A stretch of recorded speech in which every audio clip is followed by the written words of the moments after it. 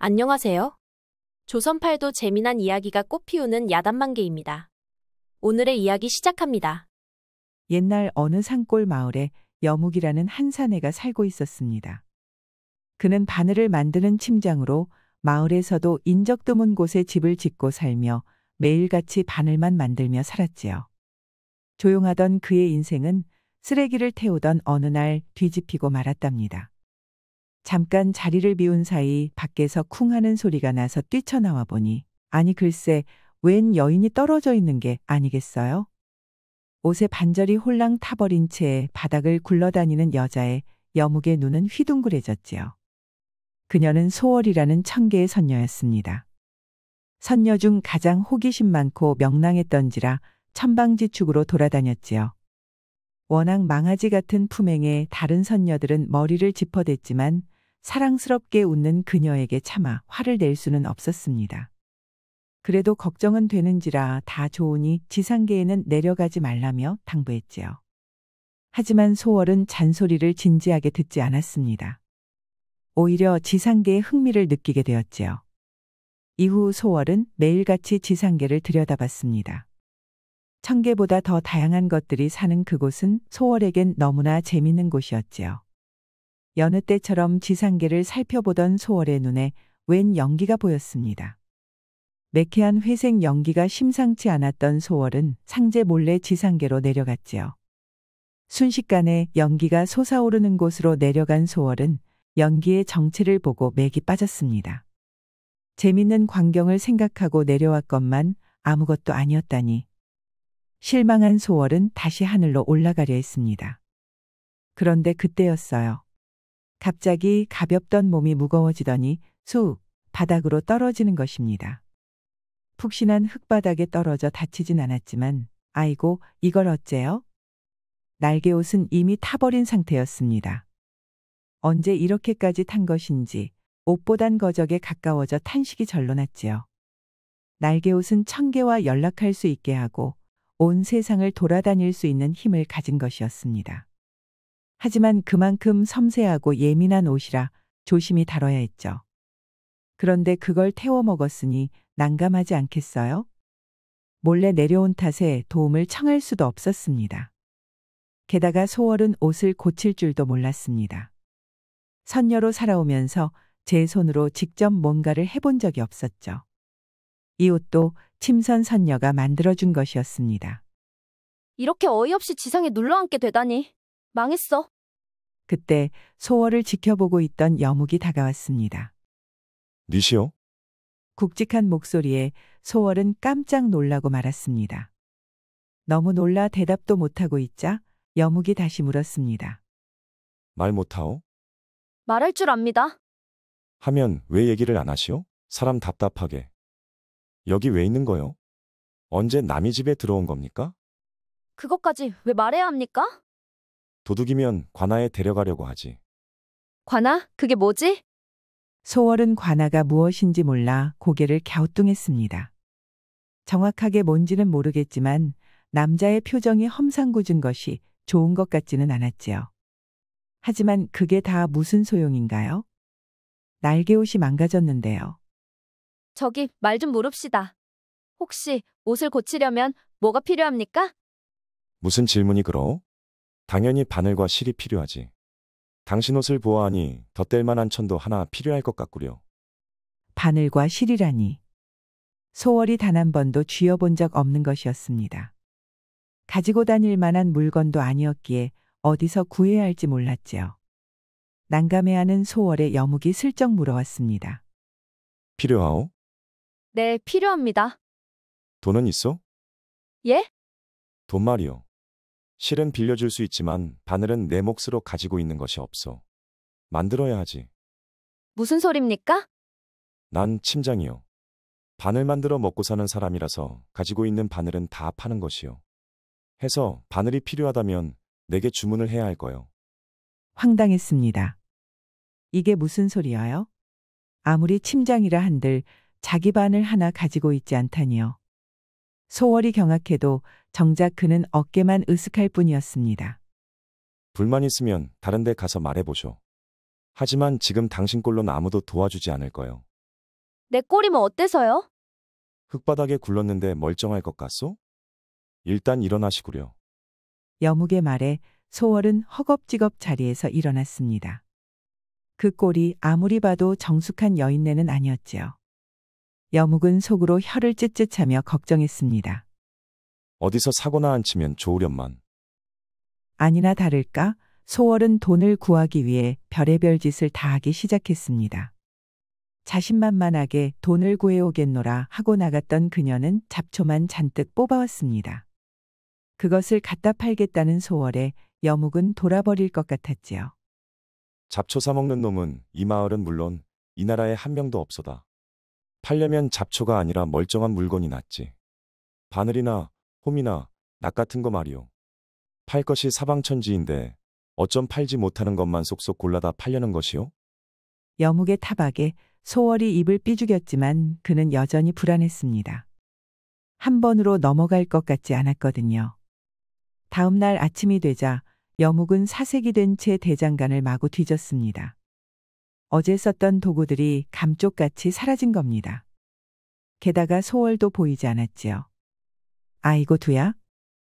소름이 쫙 끼친 여묵은 허겁지겁 마을로 내려갔습니다. 여묵의 예상대로 소월은 여묵의 물건을 가져다 팔려고 했습니다. 게다가 어디서 훔쳐온 것인지 세상에 다른 물건들도 한가득 있는 거예요. 게다가 지나가던 광진이 여묵의 물건을 알아본 탓에 소월을 도둑으로 알고 실랑이를 벌이고 있었지요. 놀란 여묵은 냉큼 둘 사이로 끼어들어 사정을 설명했습니다. 이것 참 돌아버릴 지경이네요. 존재하는지도 모를 팔촌의 사돈 처녀의 누이라고 하며 머리가 살짝 획가닥했으니 이해해달라 부탁했지요. 진땀을 뻘뻘 흘리며 사정사정하는 여묵에 광진은 소월을 불쌍한 눈으로 한번 쳐다보곤 미안하다고 사과했습니다. 훔친 물건들은 주인들에게 다 돌려주고 있는 돈 없는 돈 다 털어 보상까지 해주고 오니 이미 하루가 다 지난 상태였어요. 겨우 집에 돌아온 여묵은 소월에게 딱 한마디만 했습니다. 오늘 사고 친 것까지 전부 쳐서 바늘값 받을 테니 허튼 짓 하지 말고 내 집에서 살림이나 하셔. 지은 죄가 있는지라 소월은 여묵의 말을 따라야만 했습니다. 그러나 바느질도 해본 적 없는 선녀가 살림살이라고 해봤겠어요? 당연히 하루하루가 사건 사고로 가득했지요. 천만다행인 것은 소월이 세상 만물의 목소리를 들을 수 있다는 것이었습니다. 특히 자연물의 목소리를 잘 들었지요. 장작이며 부싯돌, 장짐은 심지어 해먹을 쌀알까지 전부 자신을 어떻게 써야 하는지 말해 주었습니다. 그들이 알려주는 방법에 맞춰 열심히 일했지요.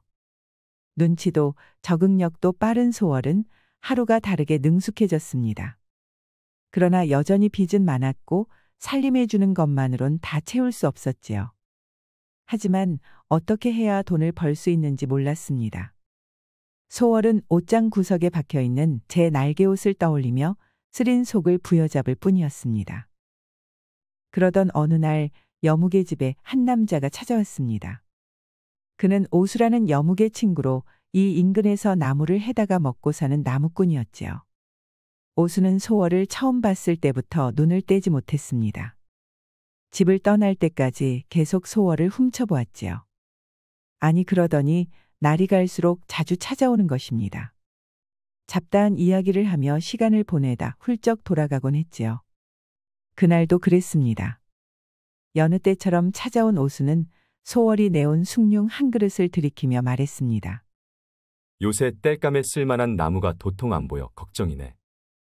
이 마을에서 나무꾼은 나 포함해도 서너 분인데 베면 얼마나 벤다고 쓸 나무가 이리도 안 보이는지 몰라.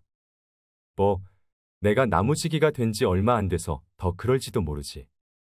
아직 나무가 마를 때가 아니라서 그런가 구분하기가 참 어렵네. 그것을 가만히 듣고 있던 소월은 생각했지요. 땔감용으로 적당한 나무 찾는 게 그렇게 어려운가? 나무의 속삭임을 들을 수 있으면 그렇게까지 어렵지도 않건만. 아니, 잠깐만. 문득 소월의 머리에 번개가 번쩍 내리쳤습니다. 그리고 며칠 후 소월은 또다시 온 오수를 보곤 소쿠리와 낫을 들고 따라붙었지요. 산에 나무를 캐러 갈 생각인데 같이 가자면서요. 그리고선 오수를 따라 산을 오르며 나무를 캐는 척 나무에게 속삭였습니다. 너희 중 어떤 나무가 땔감에 가장 좋니? 말라가는 녀석들이나 제일 빨리 마르는 녀석은 누구야? 그러자 수많은 나무가 대답하기 시작했습니다. 소월은 그중 괜찮은 녀석을 골라 천연덕스럽게 오수에게 가르쳐 주었죠. 저 나무 땔감용으로 제법 좋아 보이네요. 오수는 소월이 고르는 나무를 족족 잘라내었습니다. 잘라내면서도 긴가민가했는데 놀랍게도 소월이 고른 나무만 호평이었어요. 나무를 사간 사람들 모두가 더 구해다 달라며 난리였지요. 신이 난 오수는 열심히 나무를 베어다 팔기 시작했습니다. 몇 달 동안 궁색하던 살림은 얼마 안 가 제법 괜찮아졌지요. 모두 소월 덕이었습니다. 그게 고마웠던지 어느 날 오수가 소월에게 돈꾸러미 하나를 내밀었습니다. 제법 묵직한 무게에 눈이 휘둥그레졌지요. 아니, 이게 무엇입니까? 아씨 겁니다. 아씨가 골라준 나무가 아주 불티나게 팔려서 돈을 왕창 벌었거든요. 아씨 덕이니 당연히 나누어야지요. 오수의 넉넉한 인심에 소월은 방긋 웃었습니다. 이 정도면 여묵의 빚을 갚고도 실과 메꿀천까지 넉넉하게 살 수 있었거든요. 냉큼 돈을 받아든 소월은 당당히 말했습니다. 자, 이것으로 빚은 청산되었겠지요? 당장 날 위한 바늘 한 쌈을 만들어주세요. 기세등등한 소월에 여묵은 돈을 받아들고도 영 표정이 좋지 않았습니다. 그래도 약속은 약속이니 어쩔 수 없었지요. 얼마 후 여묵은 소월의 손에 꼭 맞는 바늘 한 쌈을 만들어 주었습니다. 거기다 명주실 한 타래와 날개옷에 딱 맞는 아름다운 천까지 모두 구해 주었지요. 하지만 문제가 있었습니다. 청소나 요리는 이제 제법 할 수 있었지만 바느질만큼은 여전히 못했거든요. 소월이 훔쳐갈까봐 바늘에 손도 대지 못하게 한 결과였지요. 다른 사람에게 맡겨볼까 해도 남은 돈은 없었습니다. 이제라도 연습을 해야 하나 싶어 밤낮 없이 바늘을 붙잡고 있어 봤지만 제 손가락과 애꿎은 천에 구멍만 숭숭 날 뿐 솜씨는 쉽게 늘지 않았습니다. 에고 불쌍한 소월이. 그러던 중 한 여자가 여묵의 집을 찾아왔어요. 한혜라는 삭바느질로 먹고 사는 친모였지요. 솜씨가 좋은지 다른 마을에서 찾아올 정도로 유명한 여자였습니다. 워낙 일감이 많은지라 한혜가 쓰던 바늘은 금방금방 망가졌습니다. 이제까진 어찌어찌 잘 버텼는데 도저히 안 되겠던지 튼튼한 바늘을 만들어주는 여묵을 찾아온 것이었죠. 그러나 여묵은 한혜에게 영 무뚝뚝하게 굴었어요. 퉁명스럽게 단답으로만 말했지요. 그러니 굳이 먼 길까지 찾아온 한혜의 기분도 썩 좋지 않았습니다. 하지만 소월은 여묵이 저렇게 나오는 이유를 알고 있었어요. 한혜는 제법 곱게 생긴 여자였습니다. 사람 대하는 경험이 풍부하지 않은 여묵으로선 젊은 여자와 얘기를 나누는 것이 낯설고 어색한 일이었지요. 너무 긴장해서 뻣뻣하게 나온 것뿐이었습니다. 그리고 이 모든 건 대장간에 쌓여있던 장작과 흙더미가 소월에게 얘기해 준 것이었죠. 공같이 생겼으면서 귀여운 구석도 있네. 그렇지만 계속 저러다간 귀중한 손님 하나 놓칠 것 같은데. 소월은 마을 최고의 바느질 솜씨를 가진 한혜를 친구 삼고 싶었습니다. 근데 이 좋은 기회를 저 둔하고 미련한 남자가 다 말아먹으려고 하니 어쩔 수 있나요? 자기가 직접 나서야죠. 소월은 마을에 나갈 때마다 한혜를 찾아가 말을 붙이곤 했습니다. 둔에 빠진 여묵 때문에 고생이 많다며 살살 달래었지요. 소월의 노력 덕인지 꿍에 있던 한혜의 마음이 조금씩 녹아내렸습니다. 소월이 해주는 얘기를 못 믿어하면서도 깔깔 웃어댔지요. 그러다 제 눈으로 여묵이 부끄러워하는 걸 봤을 때는 웃음을 참느라 아주 곤욕을 치를 정도였습니다. 까칠하게 대하는 여묵에게 한 방 먹여주기도 했지요. 생각지 못한 반격에 진땀 흘리는 여묵을 보는 것이 어찌나 즐겁던지 한혜는 소월에게 감사했습니다. 그토록 기다리던 새 바늘을 받던 날 한혜는 소월에게 말했습니다. 너에게 받은 것이 있으니 꼭 보답해주고 싶어. 혹시 바느질 해줬으면 하는 게 있니? 뭐든 말해. 다른 건 몰라도 바느질 하나는 기가 막히게 하는 거 알잖아. 옳다구나 싶었던 소월은 거절하지 않고 냉큼 날개옷을 꺼냈습니다. 지저분하게 타버린 부분을 고치고 싶은데 자기는 도저히 못 고치겠다며 투덜댔지요. 한해는 사흘만 기다리라며 자신만만하게 옷을 챙겨들고 떠났답니다. 그로부터 딱 사흘 후 한해는 소월의 날개옷을 말끔히 고쳐왔습니다. 천색만 조금 다를 뿐 새로 이어 붙였다는 느낌이 들지 않을 만큼 아주 깔끔하고 자연스러웠지요. 이제 돌아갈 수 있어. 이게 몇 달 만이람. 기쁨의 눈물까지 글썽이던 소월은 이내 시무룩해졌습니다. 홀로 남을 여묵이 걱정된 것이죠. 어라, 참 이상하죠? 여묵이 저를 잡은 것도 아닌데 왜 이리 마음이 싱숭생숭한지. 전에 없이 울적해진 소월은 그날 밤 술병을 꺼내 들었습니다. 인간들이 속상할 때마다 술을 마신다는 게 떠올라 해본 것이었죠. 하지만 소월은 여태껏 술을 마셔본 적도 배워본 적도 없었습니다. 그런 주제에 이 망아지 같은 선녀가 술을 숭늉처럼 벌컥벌컥 들이켜버린 거예요. 거나하게 취해서 해롱대던 소월은 마루의 대자로 뻗어버렸습니다. 그러고도 또 마시려고 허우적대다가 그만 바닥으로 떨어지려 했지요. 그런데 그때 떨어지는 소월을 여묵이 냉큼 받아내었습니다. 죽으려고 작정했소? 술은 왜 또 이리 많이 마셔서는? 뭐, 너만 마실 줄 알아? 기겁하는 여묵과 달리 소월은 이미 제정신이 아니었습니다. 눈에 뵈는 게 없어 아무 말이나 막 짓거렸지요.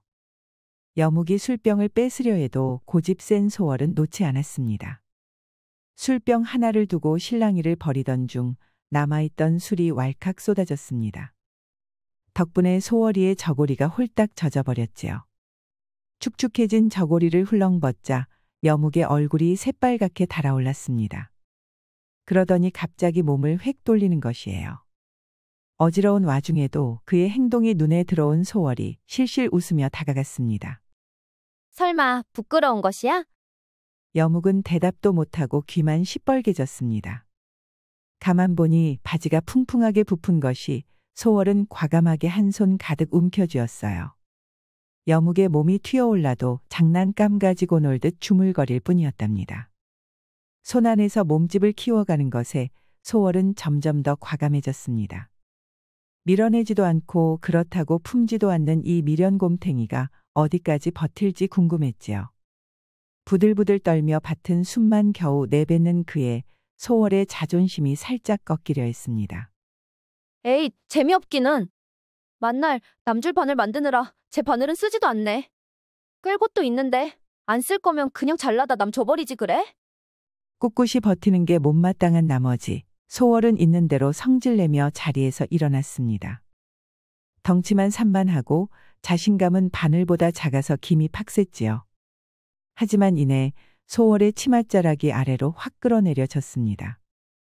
어마어마한 힘에 소월의 몸이 크게 휘청이더니 여묵의 품으로 포옥 안겼지요. 그득그득 달아올라 있던 여묵이 조용히 속삭였습니다. 내가 왜 안 쓰고 있었는데 이 여자야.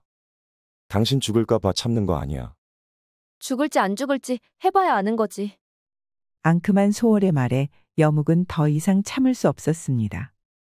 마루 위에 들어놓은 소월은 밤하늘에 총총 뜬 별을 보다가 울기 시작했습니다. 술에 취해 알딸딸하던 정신은 이제 여묵에게 꿰어 알딸딸해졌죠. 선선한 밤바람을 맞으며 밤늦도록 마루에 누워 있었음에도 소월의 몸은 식을 줄을 몰랐답니다. 다음 날 깔끔한 이불 위에서 깨어난 소월은 일어나 앉을 수 없었습니다. 여묵의 바늘은 바늘이 아니었어요.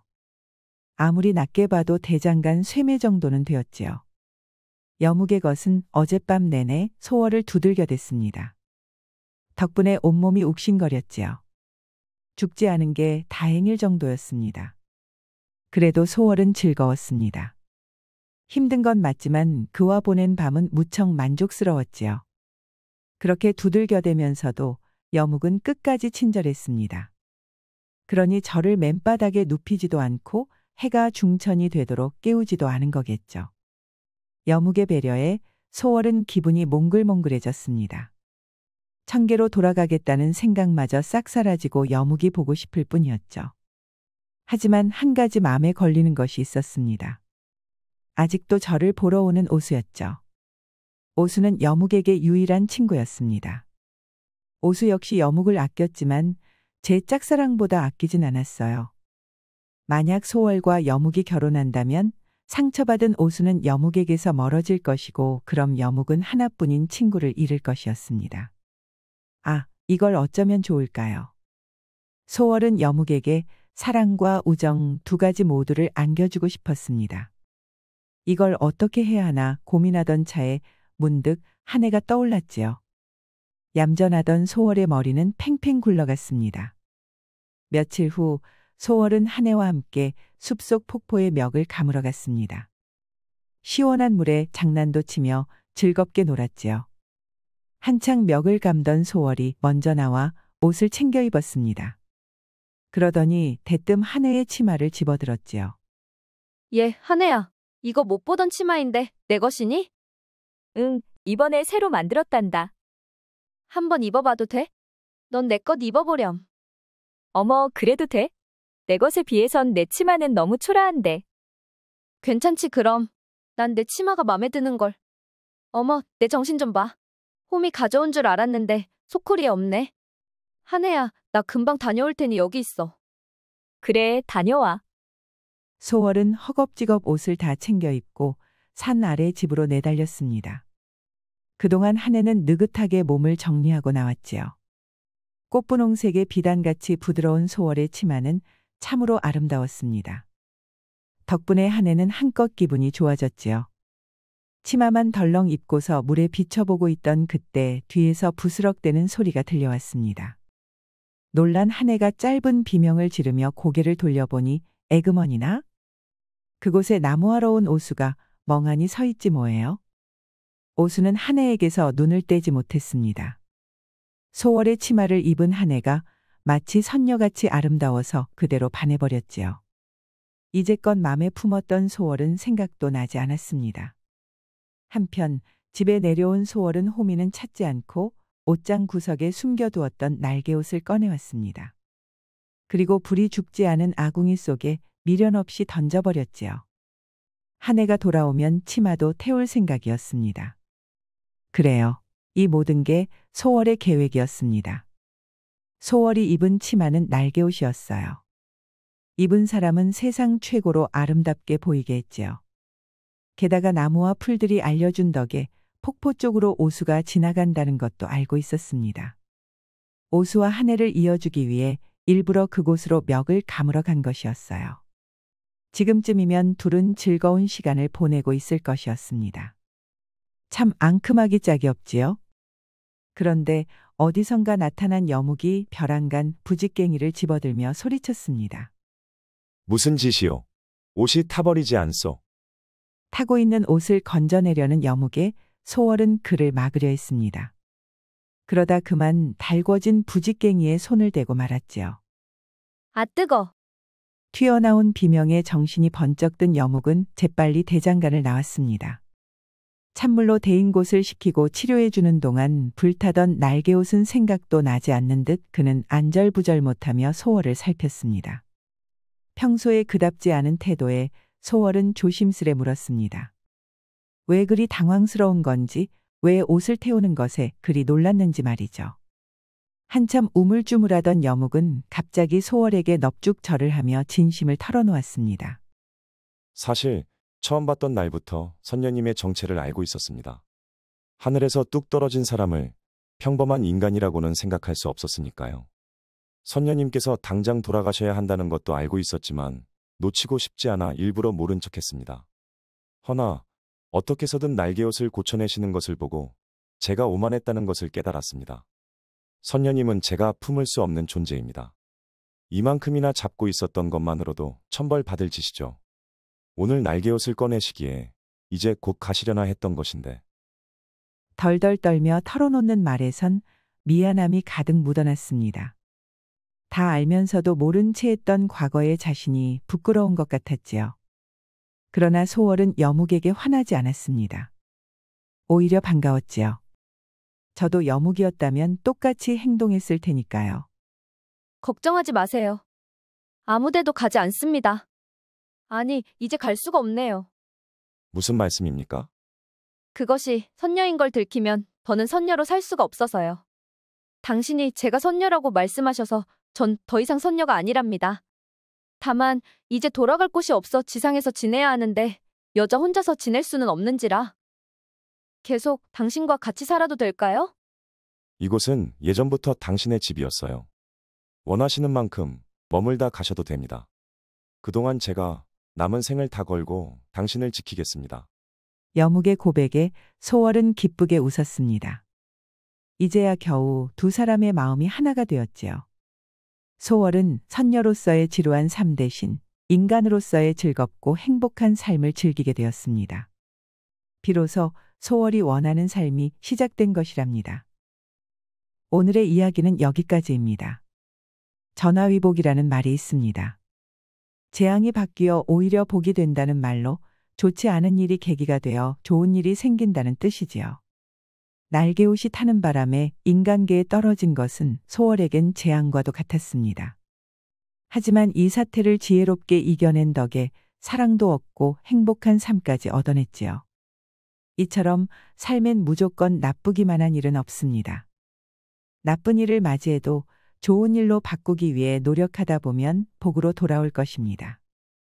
끝까지 시청해주셔서 감사합니다. 오늘의 이야기가 재미있으셨다면 구독과 좋아요, 알림 설정까지 꼭 눌러주세요. 그럼 오늘도 행복하고 즐거운 시간 보내세요.